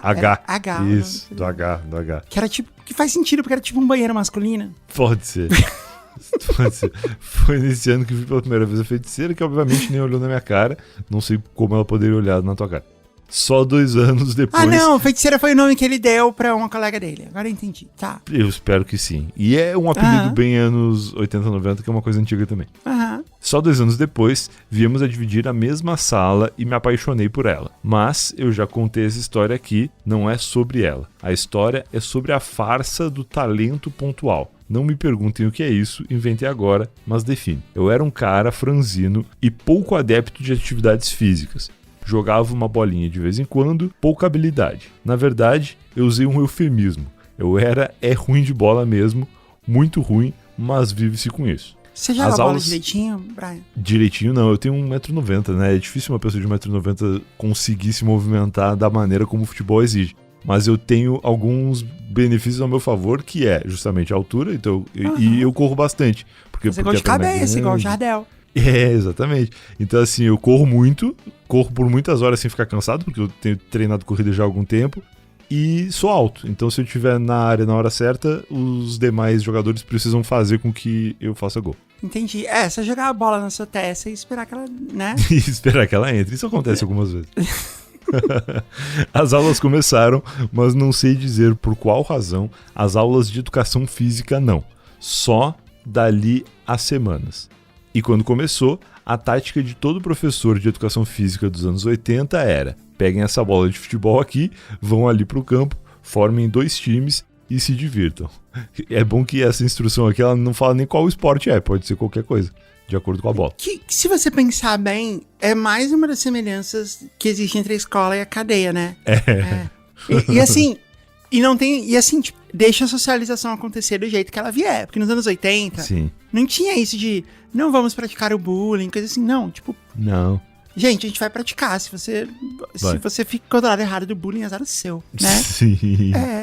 E era assim. E quando era comigo, assim, esse momento do futebol, assim, esse era o momento que, tipo, as minhas chances de socializar na escola acabavam definitivamente. Continuando aqui, fui um dos últimos a ser escolhido para um dos times. Entre parênteses, ele diz que minha figura não inspirava qualquer segurança por parte deles. Isso eu acho que é muito mais pesado do que não ser escolhido no futebol depois que todo mundo sabe que tu é ruim. Porque aqui as pessoas ainda não conheciam. Então é só uma questão de preconceito, de olhar ali e falar, não, esse nerd aí não vai saber jogar futebol. Na verdade, eu acho que não, hein? Eu acho que é melhor, assim. Tu acha? Porque, tipo, porque a expectativa fica baixa e aparentemente... Bom, se bem que ele falou que ele era ruim, né? Pode ser. Ele fala que ele era ruim mesmo. Eu não sei, eu acho que talvez seja melhor ir com a expectativa baixa. Uma coisa que vale ressaltar aqui, já que a gente tá, né, contando essas anedotas, na verdade, assim, eu tô pensando, eu não devia deixar mais a Tiara fazer a pauta de histórias das antigas, porque a Tiara é muito novinha. Ela né? é jovem. Essa história nem é tão antiga assim. Não, mas eu considero uma história antiga porque eu sou de 90 e aqui em 83 ele tinha 12 anos, então é uma história que cabe pra mim como uma história antiga já. Pra mim não muito, assim, tipo, eu vivi essas coisas todas, assim. Eu era bem criança nos anos 80, mas eu ainda vivi coisas assim. Entendi. Enfim, mas já que eu tava lá, eu posso aproveitar e contar que as meninas, isso era pros meninos, né? Você pega a bola e vai jogar futebol, né? Porque menina não podia jogar futebol nessa época. Mas era igual, só que com vôlei ou com queimada. Como é que chamava queimada? Queimada. Não era nem vôlei, assim. Tipo, as meninas não podiam nem poder jogar um esporte de verdade. Era queimada. Lá no sul chamava caçador. Queimada chama caçador? E pelo menos em Rio Grande, né? Onde eu cresci. Caçador também é uma cidade em Santa Catarina. Olha aí, talvez tenha começado lá esse esporte. Vendo a habilidade de tantos com a bola, antes do jogo começar, sentindo que eu não iria brilhar por ali, recolhi-me a minha insegurança e fui lá pra banheira, quase de frente pro goleiro adversário, ficar quieto. Ele usou um termo bem futebolístico aqui pra quem é ruim de futebol. Pra banheira. Impedimento era uma coisa que não havia em peladas informais, chamadas de baba aqui na Bahia. Você sabia disso? Na Bahia pelada, baba? Não sabia, tu sabia? Sabia, é o baba. O baba, entendi. Tá na hora do baba. Na hora do baba, que é tipo uma pelada. Que é um nome estranho, né? Mas que popularizou e as pessoas sabiam o que significa. Pelada é muito bizarro, É bem estranho. Então, eu tava lá tranquilo, pensando na vida, olhando o jogo de longe, enquanto meus companheiros se degladiavam pela bola lá no meio de campo. De repente, meu time sofre um ataque e daqui de longe vejo o meu goleiro fazer uma defesa linda. Imediatamente, o mesmo repõe a bola em jogo com um chute forte para frente e para o alto. A bola quica no meio de campo, ninguém a toca, ela veio quicando alto, vejo que meus adversários começam a voltar para o seu campo de defesa, onde só eu tava curtindo o amor em terra estranha. Viva grande Osmar Santos. Você sabe quem é Osmar Santos? Não faço a menor ideia, mas eu achei uma situação muito legal. E ele tinha um monte de bordões, ele assim. Tinha esse aqui, curtindo o amor em terra estranha, é isso? Provavelmente, eu nunca ouvi Possível. isso. Mas muito bom. Mas eu tô me sentindo um narrador esportivo aqui lendo essa história dessa maneira, como ele É mesmo, escreveu. verdade. Depois de mim, só o goleiro. A bola veio alta contra o sol, eu quase não a vi. Instintivamente, ergui a perna direita com meu quichute amarrado na canela e dei um salto tentando acertar a bola. Eu tô imaginando essa cena igual naquele desenho Super Campeões, sabe? Nossa, eu também. Tudo acontece devagar, assim, e o atacante tá ali, só ele, o goleiro, a bola vindo contra o sol, naquela velocidade que às vezes durava 2 episódios pra ela bater no chão de novo. Né? Ele fica pensando, eu preciso pegar essa bola. Isso, aí ele lembra de toda a família, do avô. É isso. Não sei como. Ele fica lá pensando horas, assim, a bola vindo. Isso. Parecendo um meteoro, né? Vindo assim. Parece. Exatamente. Não sei dizer como, mas acertei. A bola bateu no bico duro do chute e foi pimba na gorduchinha, sem querer. Direto onde dorme a coruja, sem chances pro goleiro, que pulou lindamente, mas em vão. Nossa, eu acho que era um futebol de alto nível aqui, né? Porque eu nunca vi goleiro pular lindamente nos futebol que eu jogava. Não, de vez em quando tinha um ou outro goleiro que fazia isso. É que aqui são os dois, né? Porque o goleiro dele acabou de fazer uma linda defesa e aí pôs a bola em jogo, ele meteu uma quichutada no gol e o outro goleiro pulou tentando pegar. Pulou, uma mas dedicação não alcançou, que né? Não se é mais vê, bonito pulou, quando o gol é alcançou. assim, né? É muito mais. Excelente. Fiz um golaço de voleio no ângulo. Correram em minha direção gritando golaço, golaço e me consagrei. Fiquei ali pelo campo adversário, o resto todo da partida, mas já haviam colocado 2 marcadores em cima de mim, colocados de tal jeito que não pude mais demonstrar todo o meu potencial futebolístico o resto da partida. Saímos da aula de educação física comemorando o meu gol e eu me desculpando. Desculpa a galera, colocaram 2 marcadores em cima de mim, não deu pra fazer mais nada. Isso já é fazer alguma coisa, né? Porque se tem 2 marcadores em cima de ti, alguém não tem marcador nenhum. Livre. Puxou a marcação, exato. Já é um trabalho. E fui consolado.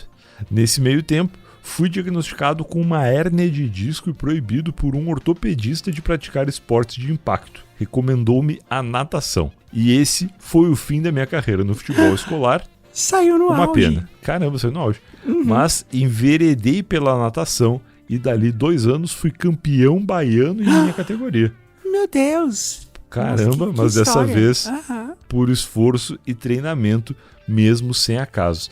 É interessante porque aqui é um caso de uma pessoa que em princípio não era boa em um esporte e um parágrafo depois ela era campeã de natação e fez um golaço de que chute. Exato, é. Você viu o que eu te falei, assim, né? As expectativas ajudaram, assim. Setou a expectativa lá embaixo, Sim. fez um golaço. É verdade, é verdade. Mesmo sem querer, né? As pessoas não precisam saber que foi sem querer. Tem aquele gol do Ronaldinho Gaúcho que claramente foi sem querer e que se ele fala que é de propósito, as pessoas acreditam até hoje. Que é um gol de falta que ele faz de muito longe. Aham.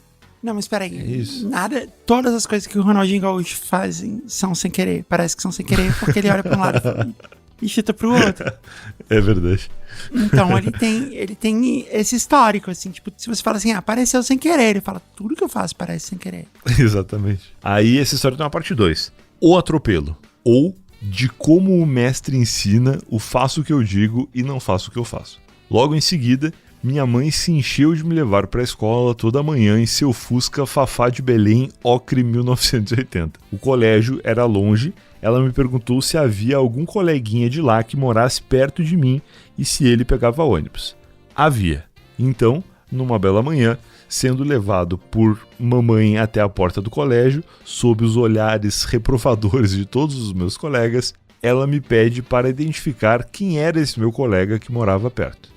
Apontei para o Marcos Vinícius no meio de uma roda de outros colegas. Fomos até lá. Eu achei que minha mãe iria chamar o Marcos e conversar com ele, mas não. O que ela fez? Em frente a todos, pediu que o Marcos me ensinasse a pegar o ônibus para casa, que o Ricardo nunca andou de ônibus, não faz nem ideia de como é, e saiu.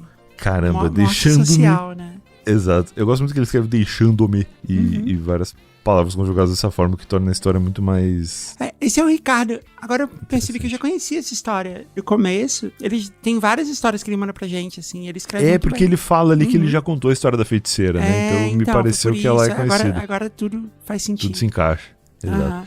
Ele é muito Isso. bom, assim, de escrever. É muito... Perfeito. a gente adora pode. ler as histórias dele. E saiu, deixando-me só com minha vergonha. Depois da zoação de alguns, fomos à aula. Não sei se vocês lembram, mas tínhamos aulas de OSPB e EMC.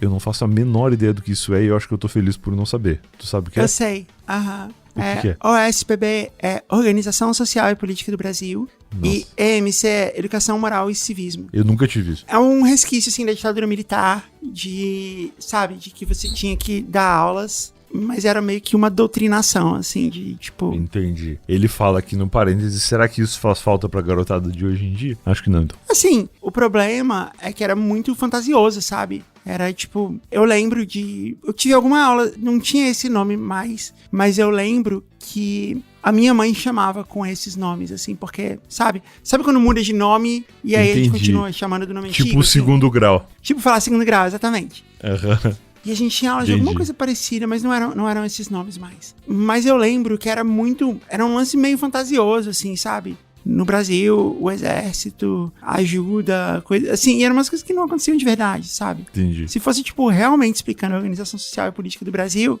seria legal mesmo. Seria mesmo. Uhum. Fim da aula, lá vou eu com o meu amigo Marcos aprender a pegar ônibus. Me mostrou qual era o ponto, qual era o nosso ônibus, e lá embarcamos para uma viagem de quase 1 hora até perto de casa. Tínhamos que descer em um cartódromo que havia ali perto, moro na mesma região até hoje em dia, e irmos andando numa bela paletada até em casa. Paletada parece ser uma gíria antiga para caminhada. Uhum. Ele morava mais perto, mas eu ainda seguiria por uns 15 minutos sob o sol, só que assim que descemos do ônibus, meu tutor, meu grande instrutor, o sagaz sabedor de tudo, resolveu sair correndo para atravessar a rua para ver se pegava um outro ônibus que o deixaria perto de casa. Acho que ele não queria ir andando dessa vez. Ele disse tchau, fui e foi mesmo. Mas foi voando pelos ares, arrebatado por um chevette que passava no exato momento que o esperto saiu correndo de trás do ônibus. Nem eu, aprendiz de primeira vez, faria uma asneira daquela. O Marcos caiu uns 5 metros de onde eu, imóvel, paralisado, ainda me recompunha da cena. O tênis ao colo dele, mais adiante ainda. Fui buscar e voltei até o Marcos. Ele tinha um hematoma na testa e uns ralados nos braços. A motorista era uma mulher grávida que desceu do carro aos prantos. Caramba, será que ela estava com pressa por estar grávida ou será que nada a ver? Será que ela estava em trabalho de parto no Chevette dela? Pode ser, não sei, né? Populares... Acho que não, né? Porque... Tomara que não, senão ela não teria descido, né? Populares acudiram.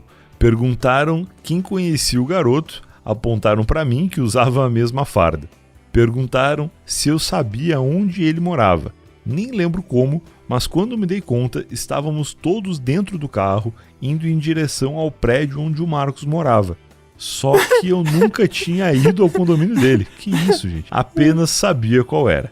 A motorista, atônita, me perguntava, qual prédio, qual prédio? E eu, abestalhado, ainda atordoado, não sabia dizer. Aí o atropelado, meio zonzo e falando com a boca mole, apontou o prédio em que morava e ainda disse o apartamento. Hoje eu só me pergunto por que não o levaram para o hospital. Pois é, eu estou fazendo essa pergunta aqui enquanto eu leio também. Por que o levaram para casa? A resposta eram os anos 80, rapaz. Cheguei em casa, minha mãe veio logo me perguntar. E aí, Ricardo, como foi a volta de ônibus? Foi ok, mãe, mas o Marcos foi atropelado. E eu só tô rindo porque eu já li a frase seguinte, que Marcos sobreviveu. Exato. Que fica tudo bem, mas isso foi engraçado. Caraca, imagina, a mãe depositou toda a esperança dela num jovem que ensinaria o filho as dificuldades de pegar um ônibus e o instrutor é atropelado no primeiro dia. Mas no fim ele conseguiu, né? Porque o objetivo dele era ensinar o outro a pegar o ônibus. A partir do momento que eles pararam perto de casa, dali em diante era com o próprio Ricardo. Eu achei curioso, assim, a sensação de... Eu lembro quando eu era criança, de ter, sei lá, 10 anos, e alguém, algum tio me pedia, assim, como que a gente faz pra ir até algum lugar? E, eu não sabia, eu não sei como, né? Eu não sei como faz pra chegar no lugar, eu só vou. Eu peguei o ônibus sozinho pela primeira vez com 15 anos. Antes disso, eu não fazia ideia, porque eu sempre estudei em escolas perto de casa, né? Então, inclusive, eu admiro demais a dedicação dessa galera. Não sei como que era contigo, mas ele falou aqui que ficou 1h30 no ônibus e ainda tinha que caminhar 15 minutos depois. Eu morava a 2 minutos da minha escola a vida inteira e eu nunca queria ir. Imagina se eu tivesse que passar por tudo isso, acho que eu tinha desistido na 3ª série. Nossa, a história da minha vida fazer isso. Já fiquei muito, indo de ônibus e tendo que caminhar depois. Ou então, ir a pé. E assim, teve uma época que a nossa, sei lá, dava pra ir a pé, mas a escola ficava, sei lá, uns 3 quilômetros de distância de casa. Era longe. Era uma caminhadinha. E era isso, tinha que ir, não tinha hoje tá frio, eu vou de ônibus, sabe? Não tem dinheiro pro ônibus, vai a pé. Não, isso também. Eu morava numa casa que ficava, vou chutar aqui mais ou menos, mas a uns 200 metros de uma escola que tinha do primeiro ano à 8ª série, né? Da primeira à 8ª série, da primeira à 4ª série de manhã, da 5ª até a 8ª à tarde. E era isso. Se quisesse estudar lá, tinha que seguir esses horários. E a uns 200 metros, um pouco menos... Eu falei 300 a primeira? Acho que é isso. Foi. Você falou se uma é 200, a outra é 100. Se uma é 300, a outra é 200. É meio essa a diferença, assim. Que é a de ensino médio. Então era do primeiro ao 3º ano do ensino médio. E aí eu só estudei nessas 2 escolas. Então eu sempre morei a 2 minutos da escola. E quando eu morava com meus pais já com 17, quase 18 anos... Eles me autorizaram vai pra escola se tu quiser, porque tu já é maior de idade, eu já trabalhava. E aí eu falei, eu não quero então. E aí eu parei, depois eu fiz supletivo. Porque esse era meu nível de desinteresse, assim. Então imagina se eu tivesse que ficar 1 hora no ônibus, eu com certeza teria parado. Muito antes. Enfim, parte 3. Que seja eterno enquanto dure, ou eu acho que é por isso que eles chamam de blues. É uma música do Elton John. Claro, agora eu traduzi na minha mente aqui. Perfeito. Passaram-se 4 anos de paixões platônicas e eu finalmente consegui minha primeira namorada. Já vínhamos nos olhando e conversando no recreio do colégio onde estudávamos. Ela era da minha sala. Conveniente, né? Pois bem, participamos de uma gincana no colégio e ganhamos.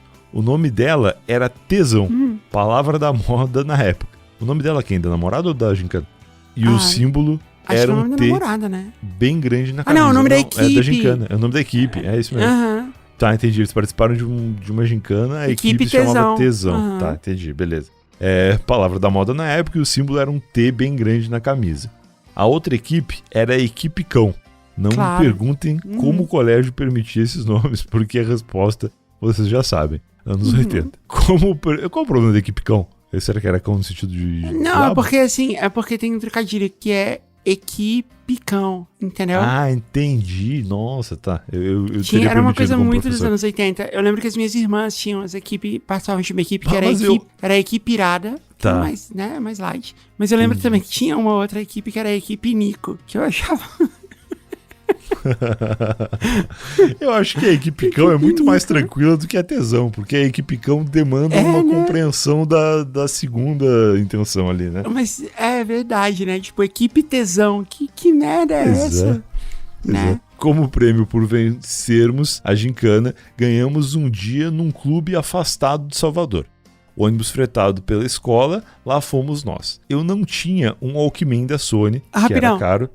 Eu tive na minha escola, quando eu tava na 7ª série, eu participei de uma equipe chamada Batman pra mim.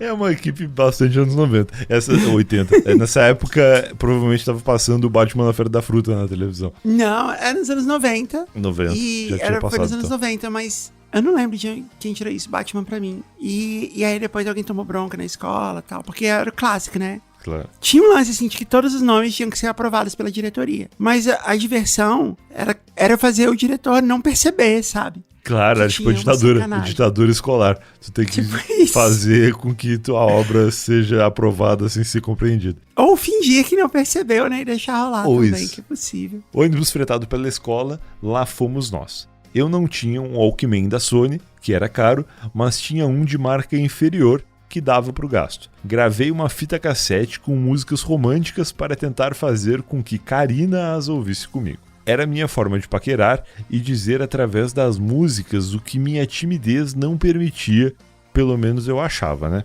Porque eu também não entendia ainda as letras de todas as músicas. A gente só conseguia comprar aquelas edições de letras traduzidas da Bis ou as revistinhas de cifras de violão. Tenho até hoje numa caixa aqui e ainda as uso. Eu nem sempre trazia as músicas que queríamos, mas já ajudava. Pois bem, na volta desse passeio magnífico, sentei-me ao lado de Karina. Teríamos uma longa viagem pela frente. Estávamos cansados do sol, da piscina, queríamos sossego. Puxei da minha mochila preferida, da Pier, o meu Walkman. Coloquei a fita cassete e disse para ela, oferecendo o outro lado do headphone. Quer ouvir comigo? Caramba, que fofinho, vai. Fofinho, romântico. Fiquei imaginando que fone é esse, porque esses fones de Walkman geralmente era aquele que só dava de ouvir sozinho, né? Não dava pra separar um do outro. É verdade, não sei. Aqui já era moderno. Ela colocou sua cabeça na minha, os outros colegas começaram a zoar, mas depois de uns minutos nos deixaram em paz. Eu acho que esse fone é do que não dava mesmo. Eu acho que eles ficaram tipo siameses. Tipo duas cabeças onde eles colaram um ouvido no outro assim. O ouvido direito dos dois estava grudado. E aí o ouvido esquerdo, porque criança ou jovens tem essa possibilidade, né? Que é de esticar o fone e grudar a cabeça. Mas que cena fofinha, né? Que bonitinho, assim. Excelente. Tipo um amor inocente, né? Da escola, assim. Né, de mãozinha dada. Ao som de Deborah, será que é Deborah ou Débora? De Vangelis? Eu acho que é Deborah. Deborah, talvez. Vangelis. Vangelis era um tecladista. Ah, não sabia não. Vangelis e I Guess That's Why They Call It The Blues. I Guess That's Why They Call It The Blues, do Elton John. Senti que ela talvez gostasse de mim como dela. No solo de gaita do Stevie Wonder, os olhos dela brilharam junto com os meus e ela disse baixinho, que música linda. Por favor, sobe a música DJ. O por favor, sobe a música DJ é um parênteses, ela não falou isso, mas teria sido incrível se ela falasse, por favor, sobe a música DJ. Eu acho, ele tá falando aqui e ele subisse o som. Ele tá falando aqui pro Beto, né, nosso editor, mas quem tá editando esse episódio é a Jess. Mas a gente não vai colocar a música pra gente não ter problemas com direitos autorais. Você imagina que tá tocando solo de gaita do Stevie Wonder. Do Stevie Wonder. I Guess That's Why They Call It The Blues do Elton John. Ou então vai lá ouvir a música. Vai É ouvir, bonito. legal, é uma boa. Bela Eu música. achei legal a ideia da playlist, assim, da mixtape, né? Com várias músicas, porque você pode colocar Claro. a cantada na música, né? Do tipo, coloca uma música, sei lá, tô pensando em música dos anos 80 aqui com Don't You Want Me, sabe qual é? Don't You Want Me, Baby. Sei, Sabe? claro. Don't You Want Me, né? Deixa eu pensar em mais. I Wanna Know What Love Is, né? Sabe qual é? Perfeito. I Wanna Know What Love Is. Sei, claro. Now want you to show me, né? Já manda, tipo, sabe, como se fossem frases, assim, cantadas, É né? uma boa. Isso é uma boa Dá ideia. pra fazer isso com músicas brasileiras da época também, que era tipo o quê?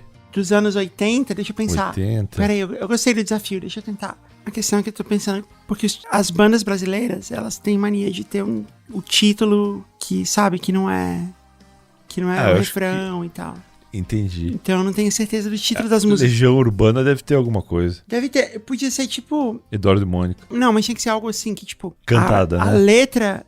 O título da letra já parece uma coisa que você quer dizer, entendeu? Tipo... Você não soube me amar. Exatamente. Até quando esperar? Pode ser uma. Eu ia dizer que Você Não Soube Me Amar pode ser pra um momento de... Sei lá, um segundo, terceiro momento de ouvir música onde não rolou nada ainda, assim. E aí, tipo, é uma boa, né? Você indireta não um soube pouco amar. mais direta. Ó, tá aqui uma fita sobre nosso rolê de ontem. Só tem essa música, Você Não Soube Me Amar. Exatamente. Muito bom, É. muito bom. Mas a questão é que, em português, é mais difícil, porque, por exemplo, tem a música do Kid de Abelha, eu quero você como eu quero, que inclusive bombou recentemente, né, com a versão, tipo... Não sei se você lembra. Eu vi no TikTok, né? Diz pra ficar muda, faz cara de bermuda, É muito boa. tira essa bermuda que eu quero. Mas essa música, ela tem outro... O nome dessa música é Como Eu Quero, né? Aham. Seria legal, tipo, eu quero você como eu quero. Aí já tem uma declaração, entendeu? Sim, sim. Eu vou fazer isso. Eu vou fazer essa playlist e vou postar depois nas mídias sociais. Perfeito. É isso. E aí a gente tinha parado aqui no Foi um Grande Dia Aquele. Combinamos um cinema no dia seguinte. Olha só, uma evolução muito boa. Claro que muitos colegas nossos foram também. Acontece. Lembro até hoje da minha roupa, tentando impressionar. Uma calça branca da Tiki, uma camisa OP azul com uma estampa monstra nas costas, cuja tinta de serigrafia tornava qualquer transpiração impossível. Eu suava como um cuscuz. E um tênis Docksides de camurça da Samelo. Não faço a menor ideia disso que ele tá falando. São as marcas da época. Perfeito. Eu estava nos Trinks, eu morava em frente à praia. Agora que você parou, Brian, eu me toquei. A gente já leu essa história num programa. Sério? Não, eu vou deixar porque tá muito legal, assim, a gente lê de novo. Mas Tá muito a boa gente e eu já não leu, conhecia. E eu acho que foi no episódio especial de histórias dos anos 80. Porque ele tá muito caracterizando, assim, as coisas dos anos 80. Tá bastante pontuado, mas que tá bonito. eu Acho que tinha encaixa nisso pedido aqui pra fazer também. isso. Eu vou deixar, porque... É, de tão certa legal. forma, uma coletânea de histórias antigas isso aqui também. Também, Não, e eu só percebi agora, então, tipo, ia ser muito triste. Tipo, agora, tipo, não, a gente vai não ler essa história, né? Entendi. Vamos deixar. Vamos nessa. Eu estava nos Trinks, eu morava em frente à praia e a cultura do surf era muito forte. Não havia como fugir disso. Eu acho que nessa época a cultura do surf era muito forte em qualquer lugar, mesmo em lugar que não tinha praia. Quer dizer, havia, mas eu ainda não sabia. Depois do beijo clássico no cinema, ficamos para a segunda sessão, já que havíamos entrado atrasados no filme, e essa é uma das maiores bizarrices dos anos 80 para a qual olhamos hoje, distantes no tempo e na razão, e não conseguimos entender. Pense aí, a pessoa chega atrasada, descobre que o filme já começou, e ela faz o quê? Espera a próxima sessão. Não, entra na metade do filme, vê até o final e na sessão seguinte assiste só o começo até a parte que já viu. Shyamalan não teria sucesso algum se lançasse o Sexto Sentido nos anos 80. Eu entendi porque esse filme ele faz sentido se tu assistir na ordem só, né? E porque a grande coisa do filme é a surpresa no final, né? Apaixonadíssimo, um belo dia, fui à casa de um amigo e vejo que algo estranho está rolando por lá. Era uma sessão espírita, em que o médium estava dominado por alguma entidade e fazia consultas aos familiares. Eu cheguei justamente nessa hora, ele foi me puxando lá pra dentro, pro quarto dele, quando a mãe dele o chamou. Venha cá e traga o seu amigo. O médium, fumando um charuto com voz embargada, com várias velas em volta, sala à média luz, perguntou quem eu era. esse rapaz aí é amigo de Sun-Se? Fui até a mesa, de frente pro médium, ele olhou pra mim, pegou a minha mão, deu uma tragada no charuto, uma baforada em cada orelha minha e disse: menino tá namorando, né? Gelei. Nossa, essa história deu um Um twist. Um twist. Cara, ele complementa aqui: caralho, eu estava indo à casa desse meu amigo exatamente pra contar isso. Uau. E a moça gosta muito de Sun-Se. Essa moça aí é pra casar. Sun-Se e ela vão ter muitos bacurinhos. E me dispensou. Ok. Eu acho legal que ele fala Sun-Se. Sun-Se é bom. Sun-Se devia voltar. Devia. Em seguida, o corpo do médium tremeu, bateram palmas, ele se levantou, deu um giro, caiu sentado de volta na cadeira, quase desfalecido, amparado por 2 pessoas. Eu não esperava por aquilo. Fiquei assustado, mas contente porque, de certa forma, tive a confirmação de que minha namorada gostava mesmo de mim. Uhum. Saí de lá extasiado. Dia seguinte, eu contaria a Karina o que acontecera. Corta pro dia seguinte, mal consegui falar com Karina porque ela estava o tempo todo conversando com sua melhor amiga, inclusive no recreio. Vamos chamar de intervalo, né? Eu tinha 15 anos. Como você chamava em Rio Grande? Chamava de recreio mesmo. Até a 8ª série, provavelmente, depois virou intervalo. Eu chamei de recreio até a faculdade, assim, eu nunca consegui superar. A galera mudava lá a forma de chamar, inclusive a professora, porque até a 8ª série chamava a professora de Sora. Até a 4ª, antes, chamava de tia. Então foi tia, depois foi Sora, e eu acho que ficou como Sora pra sempre. Sora. Sora. Fim da aula, pegamos nossas mochilas e saímos andando pelas ruas do bairro. Eu morava a 2 ruas do colégio. Não era mais o Salesiano, tá? Mas Karina precisava pegar um ônibus para voltar para casa. Se a Karina for atropelada, eu vou ficar muito triste. Vamos em frente. Antes de a levar ao ponto de ônibus, sempre ficávamos encostados num muro perto da esquina do meu prédio, nos beijando e nos amassando. Paramos no local de sempre e quando eu ia beijá-la, ela desviou e foi sucinta. Não queria mais namorar comigo. Deveríamos terminar tudo ali, naquele momento. Eu, que em assuntos de namoro só tinha experiência do começo, não sabia o que fazer, o que dizer. Situação extremamente nova para mim. Não lembro o que respondi, o que falamos, nem quanto tempo durou. Lembro apenas que fiquei parado na esquina, vendo-a partir, razoavelmente chateado. Fui para casa, peguei minha fita cassete e voltei a ouvir as músicas do começo do namoro. Elas agora eram as músicas do fim do namoro. Eu lembrava de tudo o que havia passado e 2 perguntas tomavam conta de mim naquele momento. Como é que iria ser no dia seguinte, durante a aula? Esse é um problema, né, de namorar as pessoas da escola, porque tu vai ver elas depois. Por que o diacho daquela entidade disse que eu teria um futuro com a Karina? Disse mais, disse que teriam bacurinhos. Concluído. 30 anos depois, com minha filha, passo pela frente do Salesiano e pergunto a ela: quer conhecer o colégio que o papai estudou? Ela prontamente aceitou. Pedi para visitar, era ex-aluno, etc e tal, deixaram. Fui até o campo de futebol, que era enorme e agora se converteu em 3 quadras poliesportivas. Ficamos olhando tudo ali quando eu ouvi alguém me chamar. Que cliffhanger, né? Esse momento, tipo... Totalmente. Porque ele tá com a filha. Ele tá com a filha e foi chamado por alguém. É, o que aconteceu? Cadê a Karina? Veio em minha direção um cara que me parecia familiar. E mais 2 que eu não fazia ideia de quem eram. Mas estavam todos com crachás do Salesiano. O primeiro se identificou. Sou Alexandre, a gente estudou junto em 1983, ali naquela sala, lembra? Por acaso, lembrei. É muito estranho rever um antigo colega envelhecido. Muito estranho. Ficamos nos falando por alguns minutos. Ele estava com pressa, trabalhava agora no colégio, na parte administrativa. Comentamos como o colégio havia mudado, crescido e nos despedimos. Quando ele estava se afastando, pude ouvi-lo comentar com os outros 2. Esse Ricardo jogava muita bola, era um craque. Que isso. Um grande final, mas eu senti falta da Karina. Eu achei que ia ser a Karina, a diretora da escola. Assim, meu Deus, Caraca. né? Cadê a Karina? Então, pois é, já pensou? Porra. Mas foi legal, assim, foi legal. O Ricardo é o Ricardo Ferro. Ele é um ouvinte nosso, ele escreve várias histórias, ele escreve muito bem. Mereceu aqui o Remember. O replay da história. Sim, o replay da história, que combina muito bem com esse episódio aqui também.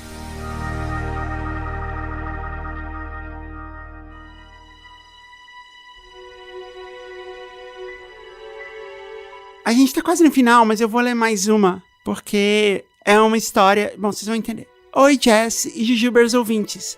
Aqui quem fala é a produção. Vou usar minha cota de Nepo Baby desse podcast pra contar um caos. O ano, eu não lembro bem, mas meu pai, que o Deus o tenha em bom lugar, sempre contava histórias de antigamente, de quando morava no interior que nasceu. Essa, em particular, eu acho a mais inacreditável e engraçada de todas. Peço licença pra contar essa história.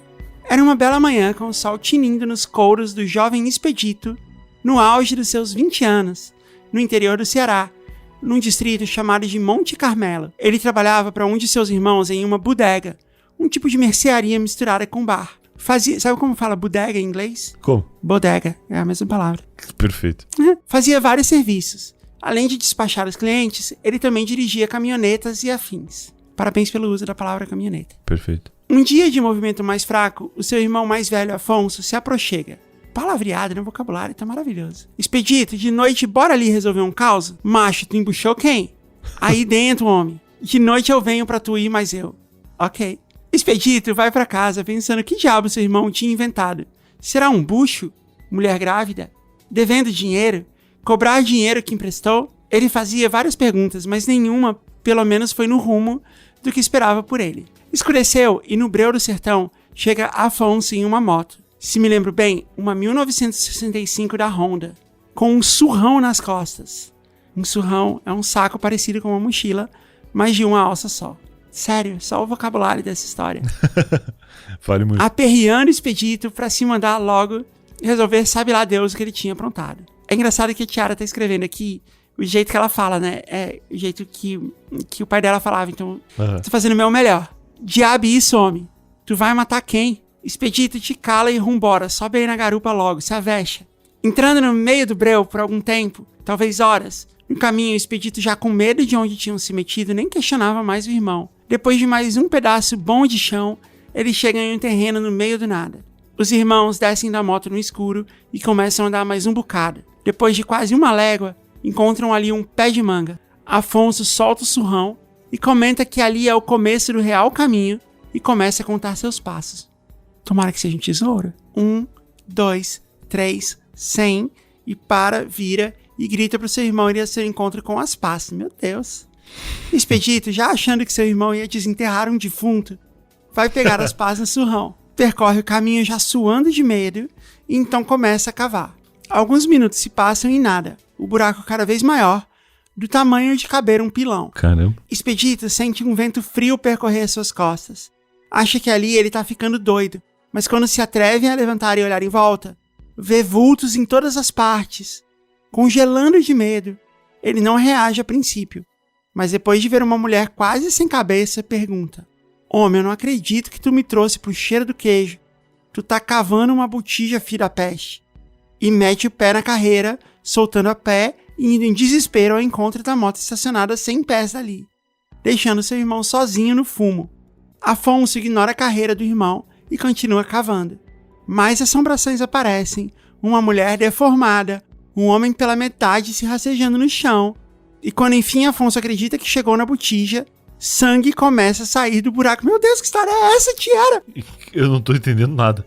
Nem Nossa, eu. tô adorando. Enquanto isso, Expedito já tinha saído disparado de moto, na velocidade máxima que o veículo conseguiu alcançar. Minutos depois, quando vê que já está longe o suficiente, ele para e espera o sol raiar para voltar em busca do irmão abandonado. Mas ele não precisou esperar muito.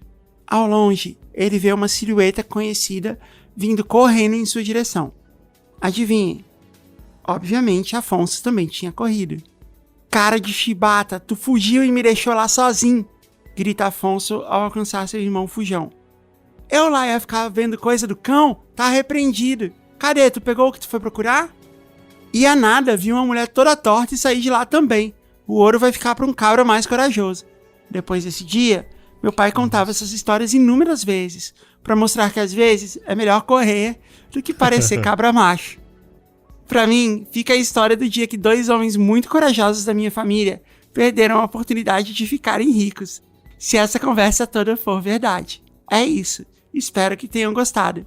Beijos da produção. Caramba. Ela fala que tá feliz, Beto, mas o Beto vai só ouvir esse programa, porque quem vai estar editando esse programa é a Jéssica Correia, que vai editar esse e os próximos programas aqui do JujubaCast, enquanto o Beto tá de licença. E você, Brian, tá feliz? Se divertiu? Tô feliz. Confesso que eu entendi pouco dessa última história, mas eu entendi pelo contexto. Deu pra entender que foi isso, né? Eles estavam tentando achar um tesouro e viram, tipo, umas assombrações horríveis. A descrição foi horrível. Parece que eles estavam meio que escavando numa região de cemitério, sei lá, que negócio que é esse. É, né? Que coisa que tenso, né? E também sei lá o que eles tomaram, né? Também pra ver essas coisas, não sei. Exato. Mas eu sei o que eles não comeram, que foi paçoca. Foi. Que devia ser horrível também, né? Nesse momento. Devia ser horrível e inapropriada pra esse momento. Aham.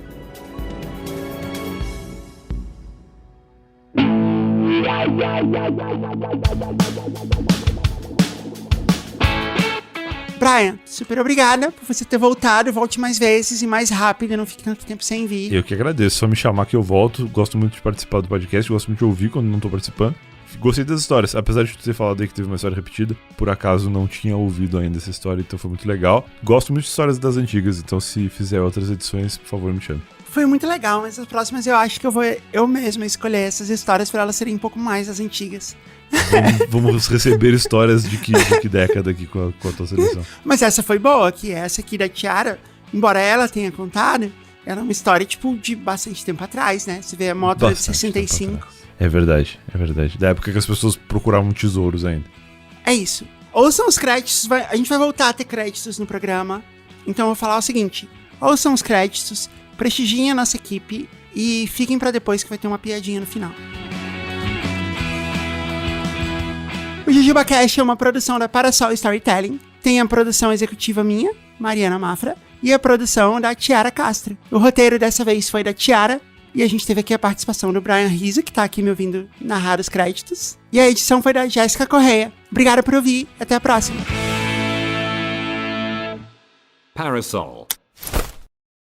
Salve, camarada! Como vão as coisas? Ei, tudo na aba. Trambiquei por aqui e te achei. Onde estavas? Zigue-zagueando por aí. Por acaso encontrastes minha rastro? Sim, vaguei pela vila e avistei-te à distância. Que peripécias trouxestes nessa jornada? Nada além de lampejos de aventuras. E tu? Um alvitre ou outro. Às vezes o cotidiano nos surpreende. Verdade. Bem, tenho que zarpar. Até breve. Até breve, camarada. Que a fortuna te acompanhe.